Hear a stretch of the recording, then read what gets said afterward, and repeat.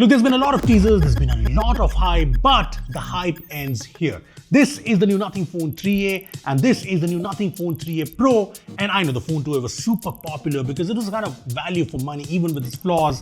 But don't you feel that this time it's actually different? Are you as excited for the transparent back and the glyph LEDs?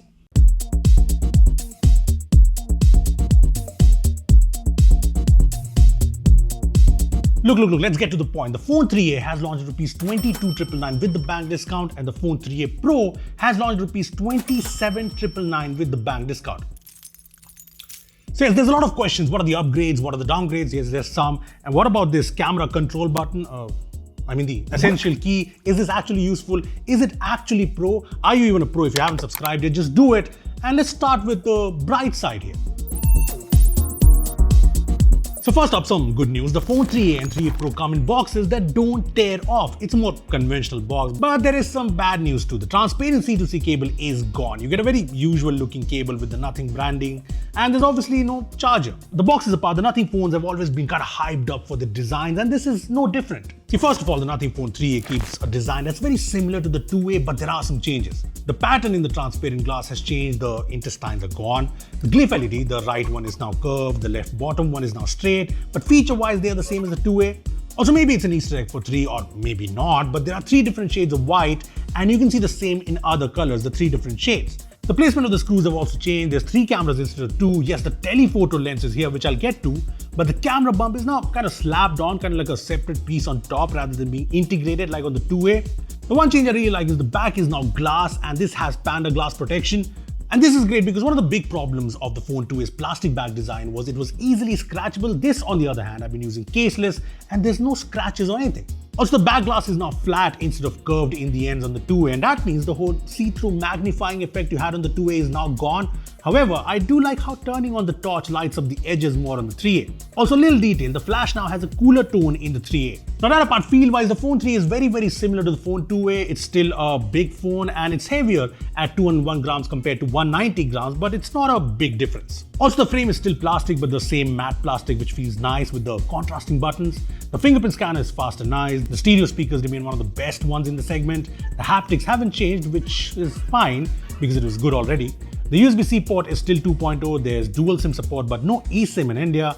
NFC is there, but not omnidirectional. And the IP rating has been bumped to IP64 from IP54, which is fine, a bit better, dust resistant. But a lot of phones in this segment have IP68, IP69 now. And yeah, there's no wireless charging too.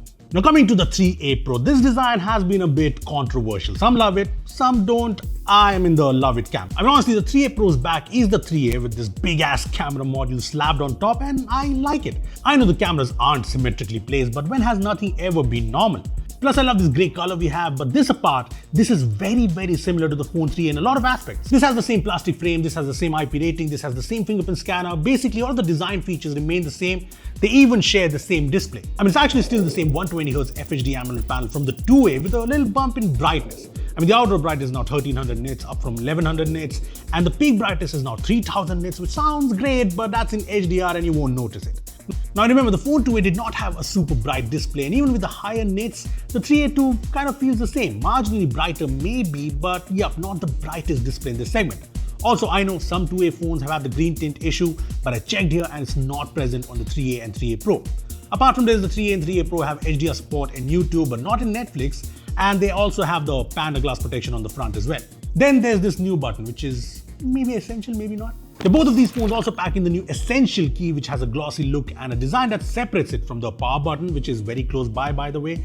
And here's how it works. Double-clicking it opens up the Essential Space page, which is supposed to be kind of your second memory, the space where you keep all your tasks, save up important info, and you can just hit this key to take a screenshot, add a note maybe. You can even press hold the key to add a voice recording to add more info to the screenshot, set a reminder, and click again to save it in Essential Space, where this is analyzed to bring you all the details in a simple, clean manner with maybe a reminder and other details. Now this is great to save any upcoming events quickly, add a reminder with details, save up a product you saw on say Insta you want to check out later, keep a list of tasks you need to do, and you can even create different collections from here. Now this is good, but there are some caveats. First up, it does not work on device and takes a bit of time to process things.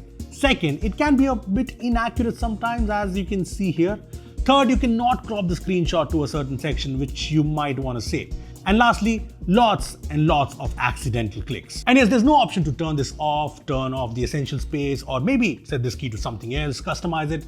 But I can bet that there'll be an app soon which will probably set this to camera or something else. Look, I think this is a nice addition, and with all the features coming like the camera capture, which will analyze the context in photos, it will get better. And I like how smooth this animation is. But right now, I'm not too sure how essential this is. What do you guys think? Anyway, another upgrade in the phone 3A and 3A Pro is both these phones also pack in the Snapdragon 7 Edge Gen 3 processor with LPDDR4X RAM and UFS 2.2 storage. I know, still UFS 2.2 in this price segment is a bit sad. And while the 7 Edge Gen 3 is an upgrade to the Dimensity 7200, and you can see that in the CPU and GPU score in Antutu or even the Geekbench score, but it's not a huge upgrade. And with phones like the NORD 4, the Poco X7 Pro in the same price range, this is clearly not the most powerful phone. Having said that, like the phone 2A, this too is a fairly solid performer. I mean, no throttling. Stability in 3D Mark is top notch, and real world performance is good too, especially in day-to-day usage, multitasking, launching apps, etc. Gaming is good too, mostly.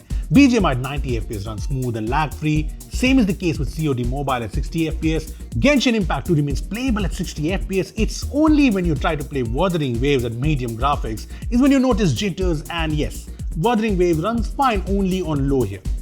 Now both of these phones also have the same 5000 mAh battery, but the charging is 50 watts like the phone 2A Plus. And I'm not sure if it's the optimization or the Snapdragon processor, but the battery life has been great here. I mean, on regular day-to-day usage, I got a screen on time of around 7 hours, which is awesome. And even on heavy usage with lots of camera usage, benchmarks, the screen on time was around 6 hours, which is again, solid battery life.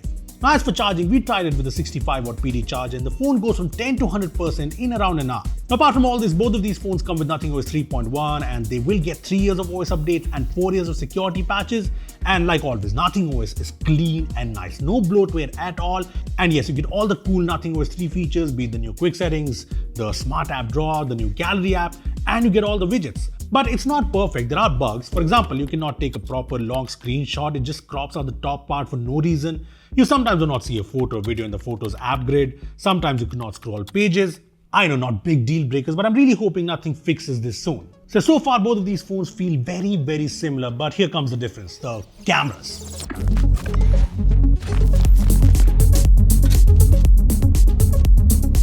The 3A first, here are the specs. The primary camera remains the same as 2A, but there's PD autofocus now, which is generally faster and more accurate. The ultra-wide-angle camera is actually downgraded to an 8-megapixel sensor from 50 megapixel, but the big upgrade comes in the form of the 50-megapixel telephoto lens with 2x optical zoom and 4x in-sensor zoom. Now I know how everyone feels about 2x optical zoom, kind of unnecessary, maybe even useless, but this is actually good here. I mean, we took some comparison 2x shots from the phone 3A and the phone 2A, and the 3A photos have a lot more detail, like a lot. Even the white balance and colors are much better. The portrait mode is also good. The skin tones aren't perfect all the time, but better than 2A and gets the edge detection right mostly. Having said that, the telephoto lens here lacks OIS, so don't expect great results all the time, especially in the night. As for the main camera, the 3A photos do look a bit brighter in daytime compared to the 2A. The colors also punchier at times, bordering on oversaturation, but it's good. The low light shots though remain similar to the 2A, although I did notice faster focusing. Now the downgraded ultra-wide-angle camera does lack in the details a bit, but it does a good enough job in terms of maintaining the colors with no distortion. In terms of videos, the main camera and the telephoto lens support 4K video recording. Yeah, ultra-wide is limited to 1080p, and videos from the primary camera are fine. Sometimes there's saturation in the face tones, but other than that, the videos are as nice and sharp as before with little faster focusing. The front camera is also surprisingly downgraded. It's still 32 megapixel, but it's a Samsung sensor now down from Sony, and this has a smaller sensor, but maybe it's the optimization. But the selfies actually look better, be it in daytime or even in low light, which is a bit surprising but great. However, the only area where the smaller sensor size comes into play is low light videos. They have just not taken enough light. As for the Pro in the Nothing Phone 3A Pro, the primary and ultra wide cameras are pretty much similar as the 3A, but it's the periscope telephoto lens that's the big highlight. I mean, a 50 megapixel Sony LYT600 sensor, 3x optical zoom, 6x in-sensor zoom, OIS, yup, this is the real deal, and this is actually good. 3x shots are sharp and nice with good colors. Even the 6x shots are very good, and you know what? Even 10x shots are usable. I even tried some zoom shots in low light, and this periscope lens does a pretty good job. This also helps in portraits. The 3x portraits have the cinematic look to it, and while skin tones aren't always perfect, nothing has worked on it and it shows, and edge detection is mostly good with some good natural bokeh and depth. The periscope lens also brings the tele macro feature, and this is way better than macro shots from an ultra wide angle lens. I mean, look at the details, the depth. Yep, this is great. The 4.3a Pro also has the better front camera compared to the 3A. It's actually the 50 megapixel camera from the 2A Plus with 4K support, but this time nothing has optimized it better, so selfies look good with good details and exposure, and HDR management is better. Apart from all this, the Nothing Phone 3A and 3A Pro also have some new camera features. See, there's different presets here, and you can even create your own preset and even share it. There's also these different portrait mode effects, which are pretty cool.